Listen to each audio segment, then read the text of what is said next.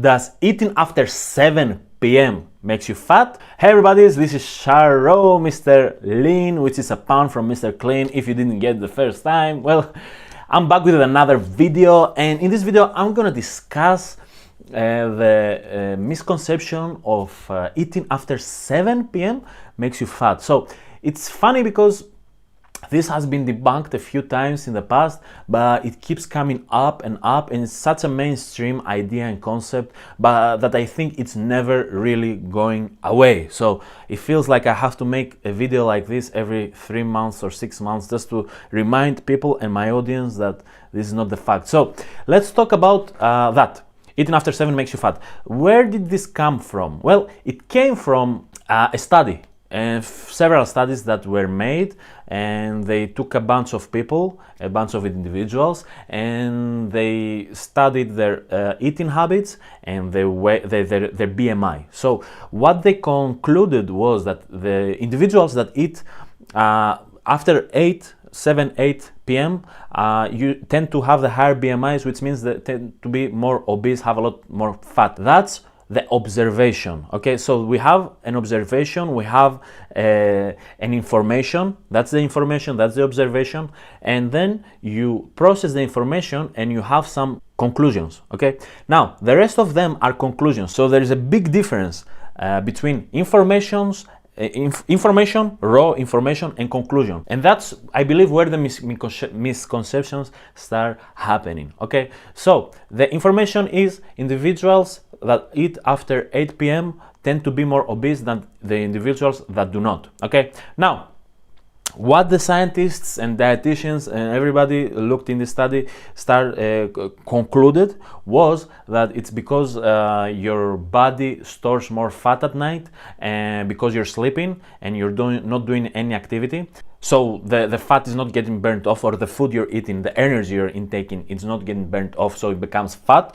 That's a conclusion. Another conclusion is like carbs, especially before bed, make you fat because they become glucose, and if the glucose tank gets filled, then it becomes fat, and if you're not moving, you're not burning the glucose, so it becomes fat. That's another conclusion. And another conclusion that people made was that maybe it has to do with the insulin levels. So they said, you know, insulin levels at night are higher and they're lower in the morning, so maybe that's the reason the food you eat at night makes you fat. But that's not exactly the case, because you know, after like the morning, your insulin levels go up, and then they stay up for the rest of the day until you sleep. So, you know, the same argument could be made for lunch. Let's say, for example, if you ate lunch, because insulin levels during lunch are also high and during dinner are also high. So, you know, it doesn't make sense.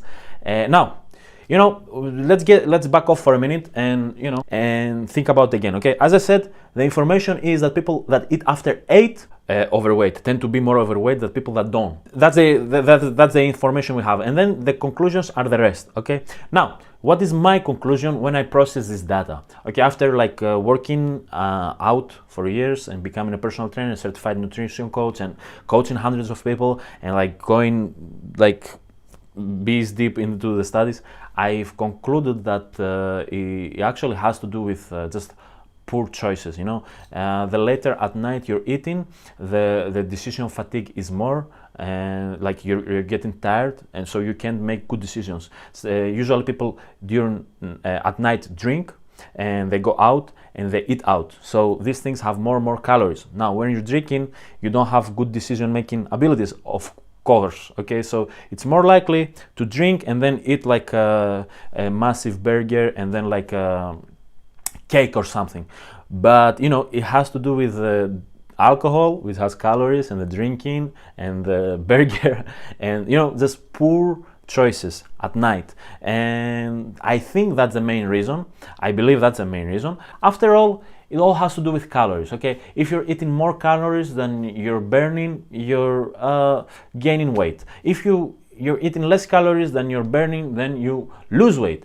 And I always like to make the comparison with your bank account. Okay, let's say you get paid every 2 weeks, right? And let's say your bank account is here, and then you get paid and it's here, and then you have to pay rent and it's here, and then you get paid and it's here. You know, it just goes up and up, but the average sum is like, is it going up or is it going down? That's like when you zoom out in a month's time span, or a 3 months time span, or a year's time span, is your bank account going up slowly but surely, or is it going down slowly but surely? It's okay if the day-to-day is like all over the place, right? Of course, one day you're getting paid, the next day you have to pay rent.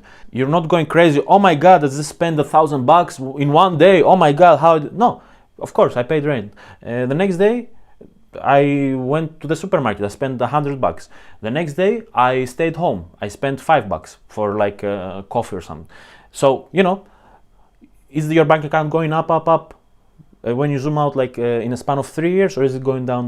That's the main question. So even if you eat a lot more one day than the other day, it doesn't matter. All it matters is in a specific period of time and in a specific time frame.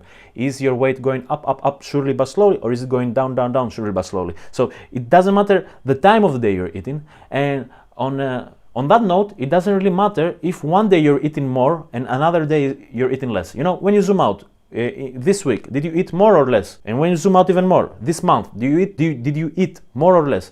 And if you did so, if you ate more than you should have, you know, you're gaining weight. If you ate less than you should have, you're losing weight. You know, it doesn't matter the time of the day, it doesn't matter the day of the week, it doesn't matter the week of the month, it doesn't matter the month of the year.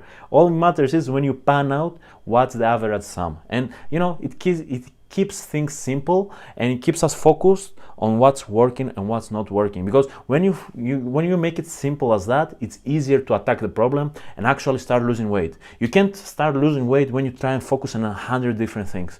But when we talk about calories and like just to sum it up, you know, yes, people that eat after 8 tend to be more obese than people that don't, but that's because people tend to overeat and make poorer choices after 8. And you know, that's why I don't follow the typical diet that tells you to eat like 5 meals a day, because let's say you have to eat 2,500 calories per day to lose fat, and so you're eating like 500 calories per meal, and then it's let's say it's 10 p.m. and you're out with your buddies, and you're allowed to have like one drink and maybe 200 calories of food. So you're allowed only to eat 400 calories. You know, you just went out, you're having fun with your buddies, and you're supposed to eat for only 400 calories.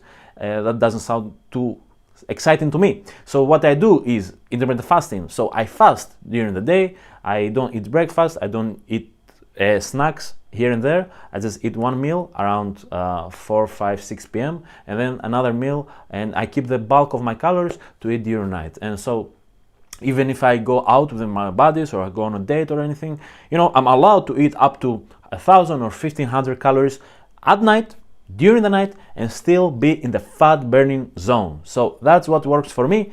If that was helpful, maybe you could check out my intermittent fasting tutorial, like link is in the description, which goes over like how I did it and how you can do it as well. So I hope you really enjoyed it, and see you in the next one. Peace out, and let me know what else you want to see down below. Okay.